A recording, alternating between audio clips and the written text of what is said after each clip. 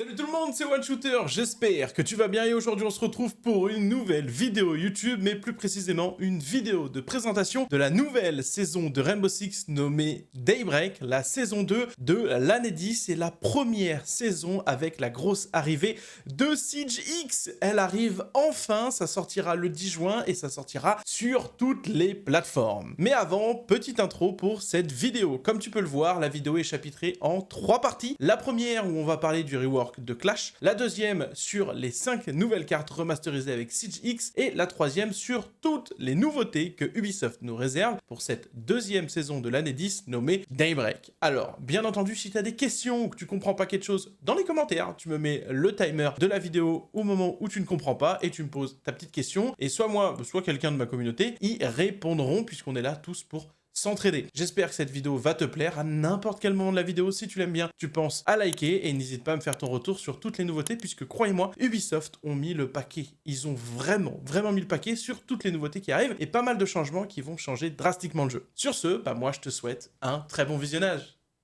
Ubisoft a décidé de rework l'agent la plus cheatée du jeu, j'ai nommé Clash. Avec la nouvelle saison Daybreak qui sort le 10 juin, Clash fait peau neuve et on va voir ensemble tous ces changements. Premièrement, le gros changement, l'électricité ne fera plus de dégâts. Vous serez seulement ralenti et pour les boucliers, ça cassera aussi votre garde, vous serez ralenti sur une distance maximale de 12 mètres. Deuxièmement, vous pourrez poser votre bouclier au sol pour jouer derrière tel un mur mobile et en plus de ça, vous pourrez activer ou désactiver votre électricité à distance. Troisièmement, vous pourrez maintenant courir avec votre bouclier en main ou bien vous accroupir ainsi que tourner la tête sur les côtés comme le gameplay bouclier classique des attaquants. Quatrièmement, un bouclier posé est facilement destructible par n'importe quel explosif ou bien juste en sautant par-dessus comme c'est affiché à votre écran, donc attention à ne pas le poser n'importe comment. Cinquièmement, vous pourrez casser totalement la garde de Clash avec un seul coup de crosse et comme vous voyez à l'écran, vous aurez largement le temps de mettre des dégâts. Sixièmement, Sledge devient un compteur supplémentaire à Clash car avec sa masse, il casse la garde de Clash et la propulse en arrière. Par contre, il ne détruit pas son bouclier si elle l'a en main, uniquement s'il est posé. Et septièmement, le plus gros changement de Clash, c'est que maintenant elle a des cheveux. Oui, Clash a des cheveux et plus précisément une buzzcut. Alors, pour l'avoir poncé sur les TTS, mes retours sont les suivants, c'est que le gadget est beaucoup mieux maintenant. Déjà, elle est plus facilement contrable en 1v1, et ses dégâts avec l'électricité comme avant ne seront plus des free wins en 1v1, puisque ça c'était vraiment fort. Je la trouve d'ailleurs beaucoup plus teamplay qu'avant. Là, si une personne vous rush, vous êtes vraiment en danger, d'où l'importance d'avoir des alliés avec vous. Ce qui est pour moi une très belle chose, et ce qui est très bien, elle suit cette vague d'agents qui sont créés ou rework en ce moment, donc qui sont beaucoup plus axés teamplay, qu'avant on avait vraiment des agents un peu one man army. Maintenant, faut vraiment axer le côté binôme ou teamplay. D'ailleurs, c'est ce que je vous recommande vraiment avec Clash. Vous pouvez clairement contrer une Clash en 1v1. Je sais que beaucoup ont peur de ça, mais l'idée d'une Clash cheatée comme avant, ça c'est fini. Et même si l'électricité fait peur sur vos écrans, ne vous en faites pas. En jeu, ça fait un peu moins peur que sur les écrans. Pas de panique, vous pouvez quand même vous déplacer. D'ailleurs, si vous comptez jouer Clash, faites extrêmement attention à toujours garder de la distance entre vous et votre adversaire et ne pas vous bloquer bêtement. Bien entendu, je prévois une vidéo comment bien jouer Clash qui arrivera bientôt, car des choses à dire et à faire avec, il y en a.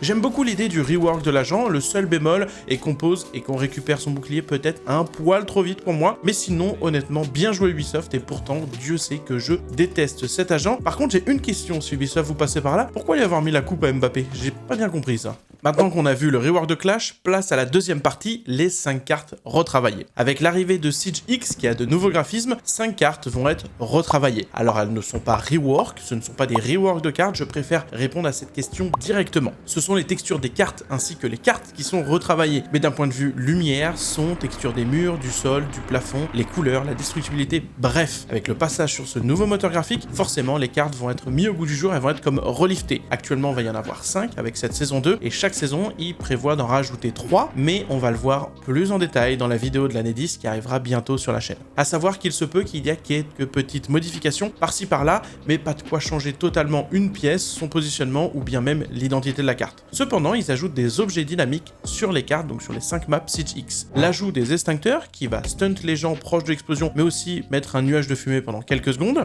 Les tuyaux de gaz qui, quand on tire dedans, ça va créer une flamme, comme un chalumeau, et nous mettre des dégâts si on passe dedans. Et au bout bout de quelques secondes, ça va exploser et mettre des flammes un peu partout sur le sol pendant quelques secondes. Eux aussi d'ailleurs infligeront des dégâts. Et le troisième point, c'est les portails métalliques qui se voient eux aussi modifiés. On pourra les désactiver pendant quelques secondes grâce aux IEM ou bien les détruire avec les explosifs. Ça c'est magique. IEM sur Nock prend tout son sens. Je trouve ça vraiment bien pensé, les ajouts des objets, que ce soit les extincteurs ou bien les tuyaux de gaz, c'est pensé pour être mis sur les lieux de passage et rentrer dans nos stratégies, qu'on soit roamer ou bien sur BP, sans trop avantager un camp ou l'autre. J'ai déjà fait la visite guidée sur les 5 cartes, et donc si vous voulez les voir en détail, je vous mets directement le lien de la playlist en description, je vous ai présenté ces 5 cartes. Mon retour sur les cartes pour les avoir jouées, c'est qu'elles sont belles, ça c'est un premier point, et que j'adore cette nouvelle ambiance, ainsi que cette nouvelle luminosité qu'on a sur ces 5 cartes. Alors, nouvelle, oui et non, car on retourne plus sur l'ambiance à la sortie du jeu, ce côté plus oppressant des cartes, un peu plus tactique, mais en alliant une meilleure lisibilité et des meilleurs jeux de lumière qu'à l'époque. C'est la chose dont j'avais le plus peur, la refonte des lumières, car rien de pire sur un jeu compétitif que des lumières hasardeuses ou bien des zones d'ombre beaucoup trop présentes. Et je trouve que les spots sont vraiment bien travaillés. Les sons sur les cartes sont bien travaillés, je sais que ça divise pour certains, même si dans la globalité, pour avoir demandé aux gens sur mon live, sur Twitter, ainsi qu'aux abonnés, voire même aux joueurs e-sport et aux joueurs pro avec qui j'ai tendance à jouer, il est bien meilleur, ils sont assez unanimes, et d'ailleurs ça fait vraiment plaisir. Personnellement, je n'ai pas eu de drop d'FPS sur Siege X et sur ces nouvelles cartes. Les optis sur les TTS étaient plutôt bonnes, donc j'espère que ce sera pareil sur le vrai jeu. Pensez bien à mettre vos pilotes à jour si vous êtes sur PC, et sur console, je croise les doigts pour que ça fonctionne parfaitement. J'ai hâte de lire vos retours en commentaire. Mention spéciale d'ailleurs à Frontières et à Chalet, que je trouve vraiment sympa.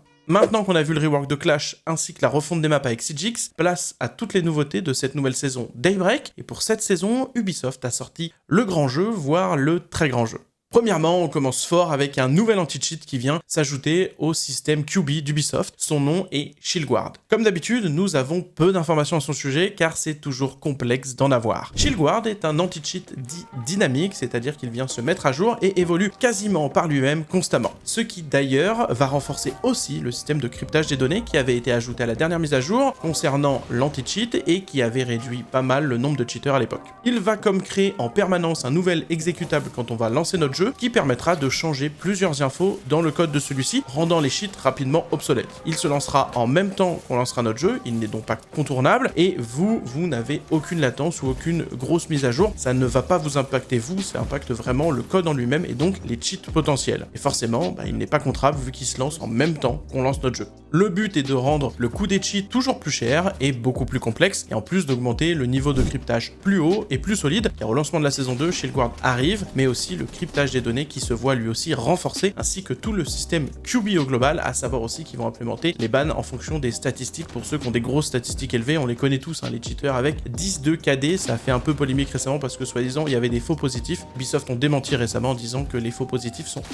extrêmement rares. Cependant, si ça peut vous arriver, vous pourrez contester tout simplement et facilement auprès d'Ubisoft, même si d'après les stats qu'ils ont donné, les faux positifs sont quand même extrêmement rares. J'ai pas d'infos pour les joueurs console, vous allez, je sais, me poser la question sur les Cronus. J'espère que Shieldguard marchera pour vous et j'espère qu'il y aura des nouvelles news bientôt. Dès qu'il y en aura, je ferai une vidéo dédiée, pas de panique, mais je croise les doigts pour que nous puissions prendre plus de plaisir en ranked sans tomber sur ces macros, Cronus, cheaters et autres merdes humaines. Deuxièmement, les modifications sur le gameplay. Avec Siege X, une refonte du code et de tout le jeu a été apportée, ce qui a permis de rendre le jeu plus fluide, digne d'un jeu de 2025, et ça se ressent dans les déplacements, même dans le gameplay. Vous allez pouvoir avancer, courir, viser, tirer, en sautant un obstacle, sans avoir cette sensation d'être stoppé, d'être bloqué par un objet invisible, comme ça peut tellement de fois arriver. C'est vraiment quelque chose que vous allez remarquer assez rapidement, puisque c'est tellement naturel. Là, vraiment, je l'ai directement remarqué quand j'étais sur les TTS et que j'ai sauté par une fenêtre, j'ai pu flickshot un piège de frost au dernier moment que j'avais pas vu, et j'ai eu le temps de le tuer parce que j'étais sur les TTS avec la version Siege X, alors qu'avec une version classique, honnêtement, je ne pense pas que je m'en serais sorti. Et autre gros point fort dans les mouvements plus fluides, c'est le rappel qui lui aussi fait peau neuve. Vous pouvez le prendre de plus loin, tout en courant, sans devoir vous arrêter comme c'est le cas maintenant. Vous pouvez vous déplacer plus librement sur les murs, pas besoin de lâcher le rappel pour passer d'un mur à un autre, mais vous pourrez aussi courir sur les murs en rappel pour aller plus vite dans vos mouvements et donc coller parfaitement à votre stratégie si vous devez traverser toute la carte. Par moment, il est peut-être plus rapide de traverser directement en rappel. Et sur des maps comme Banque, Consulat ou bien Clubhouse, c'est incroyable. Et le truc cool aussi, c'est qu'on s'encorde plus vite, mais on lâche le rappel aussi plus vite, ce qui enlève encore une fois ces petites interactions qui nous cassaient notre rythme de jeu et qui nous a tous déjà énervés au moins encore une fois. D'ailleurs, dans la catégorie des choses retravaillées pour notre plus grand confort, ils ont retravaillé la destruction avec le fusil à pompe. Les trous sont un peu plus gros et beaucoup mieux faits et permettent de passer plus facilement sans avoir un morceau de bois qui nous bloque le passage. Dans la partie d'ailleurs changement sur le gameplay, la grosse modification forcément c'est le son. Ça a beaucoup fait débat et c'est un gros morceau et honnêtement, je trouve qu'ils l'ont bien bossé. J'ai demandé à mes viewers, j'ai demandé à des joueurs pros, même sur Twitter, j'ai été demandé à pas mal de gens et les gens sont assez unanimes, ils apprécient le nouveau son. Le son est vraiment bien et je pense qu'il va avoir un impact sur les games, mais je pense vous réserver une vidéo dédiée à ce sujet. Alors je sais que certains ont râlé, faut savoir qu'il a été mis à jour plusieurs fois sur les TTS, beaucoup ont râlé mais c'est à ça que servent les TTS, ça va faire constamment des mises à jour et sur la dernière itération il est quand même assez bon. Donc quand vous allez arriver sur le jeu, oubliez tout ce que les gens ont dit et faites-vous votre propre avis. On s'y habitue assez vite mais je pense qu'au bout de 5 games vous serez habitué. D'ailleurs très important, ne changez pas vos settings, si vous jouez en mode Iffy ou en mode nocturne, ne touchez à rien, vous avez juste qu'à jouer et tout se fera tout seul. Je trouve que la spatialisation du son est vraiment bonne, on arrive à bien géolocaliser le son et ce qui va d'ailleurs pénaliser les gens qui passent leur vie à courir parce qu'on entend vraiment bien d'où viennent les bruits de pas. Rainbow Six était un jeu qui se joue énormément au son et ça a toujours été un aspect très important de ce FPS comparé à d'autres FPS. Bah là, ça monte encore une fois d'un cran, mais je pense lui dédier une vidéo débat complète comme j'aime faire parce que je pense que ce nouveau son va impacter le gameplay de beaucoup de gens et va changer un peu le gameplay en ranked et ça on le verra dans une autre vidéo dédiée. Troisièmement, refonte des menus du jeu. Le menu principal est mis à jour, ils sont tous devenus beaucoup plus fluides ainsi que le Battle Pass où sa navigation elle aussi devient plus fluide. Ils ajoutent d'ailleurs la section e-sport. Dans ce menu, tu pourras retrouver tous les championnats ainsi que les classements pour le Six Invitational et pour le Major, mais aussi mettre ton ou tes équipes en favori pour suivre leur match, avoir un résumé de leur match ainsi que de leur score. C'est une super idée et si tu aimes l'e-sport, tu vas adorer ce menu et si tu comprends rien, bah ce menu va pas mal t'aider. À savoir que je fais des watch parties des matchs de ML sur ma chaîne Twitch, alors si tu aimes l'e-sport ou bien que tu veux suivre ton équipe préférée, voire découvrir ce qu'est l'e-sport, je te mets le lien de ma chaîne en description, n'hésite pas à faire un tour en live du dimanche au vendredi de 16h à 22h. Ensuite, il modifie aussi le menu entraînement où tu pourras retrouver tout ce qui touche à l'entraînement, stand de tir, IA, chasse au terreau, ainsi que le mode match à mort par équipe et mêlée générale qui se voit déplacer dans ce menu et retiré du mode arcade, vous n'aurez qu'une sélection avec ces deux modes là. Ensuite, la grosse nouveauté est le retour de la non classée, elle aussi énormément demandée par la communauté, vous avez été nombreux et Ubisoft vous ont écouté, donc c'est comme avant, c'est le mode ranked sans le MMR, ni point à gagner ou à perdre. Sinon, c'est les mêmes règles, le même fonctionnement. Ils apportent aussi un léger changement sur le mode ranked avec l'ajout du skill decay. Beaucoup de gens qui reprennent le jeu se voient pénalisés par leur ancien MMR et se retrouvent dans des games bien trop durs pour eux. À partir de maintenant, selon votre temps d'arrêt, une diminution progressive de votre MMR sera appliquée pour ne pas vous pénaliser quand vous avez fait une trop grande pause. Et en plus de ça, à l'époque, vous devez gagner 5 parties en PVP, maintenant vous serez obligé de gagner qu'une seule partie. En PVP, c'est une bonne chose parce que souvent les gens me disent oui, j'ai fait une pause, je me fais déchirer, j'ai plus les lots d'avant. Et bah oui, c'est vrai, sur Rainbow Six, quand tu t'arrêtes, t'as tendance à très vite perdre ton niveau. Et bah là, Skill Decay devrait vous plaire. Ils améliorent aussi la section carrière avec l'ajout des stats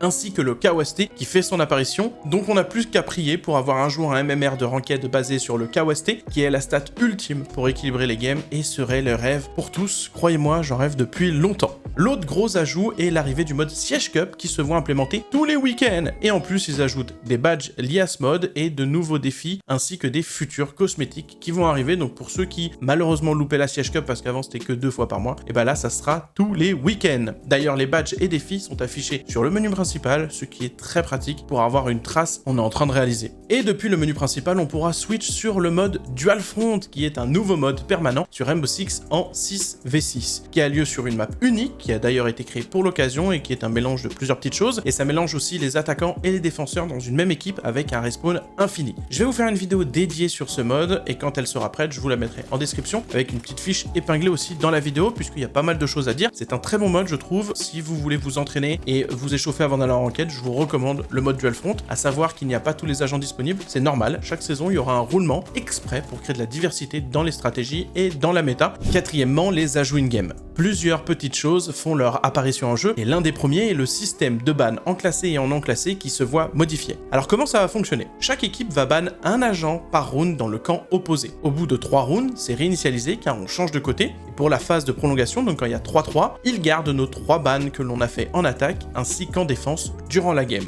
C'est un super système qui va faire en sorte que les gens soient enfin plus polyvalents et va permettre de varier les stratégies ainsi que les méta, puisque ça va permettre de plus facilement contrer des méta comme il y avait eu à l'époque avec la méta bouclier qu'on a subi pendant 1 ou 2 saisons. Et bah là on pourra ban l'agent qui nous pose problème en fonction du rune qu'on veut attaquer ou bien du rune qu'on veut défendre, et je trouve que c'est une très bonne chose, car on va pas se mentir, les 2 bans moutons en début de game ne sont plus vraiment ouf par rapport au Rainbow Six qu'on a maintenant. Et pas de panique, je vous ai toujours dit, la clé de la réussite sur Rainbow Six c'est la polyvalence. Si vous voulez être un jour un bon joueur, c'est la base de toute chose, la polyvalence et donc la diversité, et avec le nombre de tutos que j'ai sur la chaîne, vous serez facilement maîtriser d'autres agents tout aussi forts que votre main, pas de panique. Et pour ceux qui se posent la question et qui ont peur, pour avoir longtemps joué sur les TTS, j'ai pas trouvé que ça rallongeait énormément les games, car la phase de ban dure entre 10 et 15 secondes, donc elle est vraiment rapide. Autre ajout super fort in-game, ils ont retravaillé les ombres. Je vous ai toujours dit que les ombres sont la base du jeu dans vos duels, bah avec la refonte de la lumière qui est géniale, on voit bien mieux les ombres, alors soyez très attentifs. Surtout que maintenant, on la voit en première personne, mais surtout qu'elle est fidèle à nos mouvements et à notre personnage. Ça peut paraître anodin pour certains, mais c'est un très gros taf qui a été fait, donc déjà bien joué Ubisoft, et je me suis vu gagner des duels facilement sur les TTS grâce à l'ombre de mes adversaires qui était beaucoup plus fidèle à la réalité de son positionnement. Et pour ceux qui ont peur des zones d'ombre in-game, ils ont rajouté un léger contour rouge d'ailleurs sur notre cible quand on la vise. C'est assez perturbant et je ne sais pas trop quoi penser, est-ce que c'est une bonne ou une mauvaise chose? Je vous laisserai dans les commentaires me donner votre avis là-dessus. C'est uniquement quand on vise notre adversaire, j'ai un peu de mal à me faire un avis pour le moment.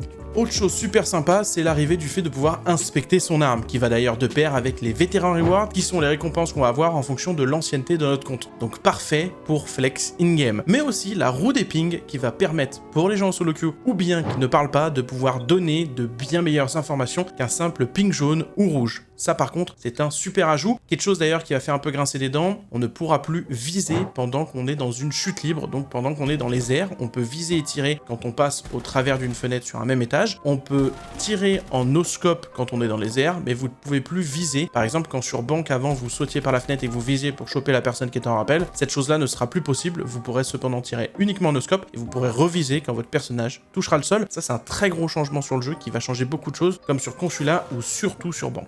Cinquièmement, l'équilibrage du jeu. Alors là, beaucoup d'agents vont se voir modifiés. Premièrement, Jaeger pourra maintenant stopper les carreaux de Capitao ainsi que les Dart Tracks de Gridlock. Deuxièmement, Sledge pourra mettre des coups de masse sur les boucliers balistiques en défense, devenant un super counter pour Clash. Troisièmement, Jackal se voit modifié, il ne pourra plus ping qu'une seule fois une cible, affichant un marqueur de là où la personne est ou bien était, mais ne le suivra plus comme c'est le cas maintenant. Et il pourra faire ça une seule fois, il en aura donc 5 maximum. Cependant, les empreintes de pas bleues, elles, passent de 90 secondes à 120 secondes en durée actif. Le gameplay donc de pisteur que Jackal a va donc être mis bien plus en avant, et les pings serviront à situer uniquement votre adversaire pour essayer de localiser à peu près dans quelle zone il joue. Ça va permettre une vraie distinction entre Demos ou bien Jackal. Quatrièmement, Thunderbird voit ses stations Kona modifiées. À partir de maintenant, elles ne soigneront uniquement que les défenseurs et non les attaquants, hormis si Brava les hack. Dans ce cas-là, elles ne soigneront que les attaquants et elles ne soigneront plus les défenseurs. Cinquièmement, modification sur Ella et Zofia, les deux sœurs polonaises se font légèrement nerfer. Pour Ella, la portée de son gadget passe de 4 mètres à la place de 7 mètres comme avant, et pour Zofia, la portée de son gadget passe à 4,25 mètres à la place de 7 mètres, et la portée de détection du gadget passe de 4 mètres au lieu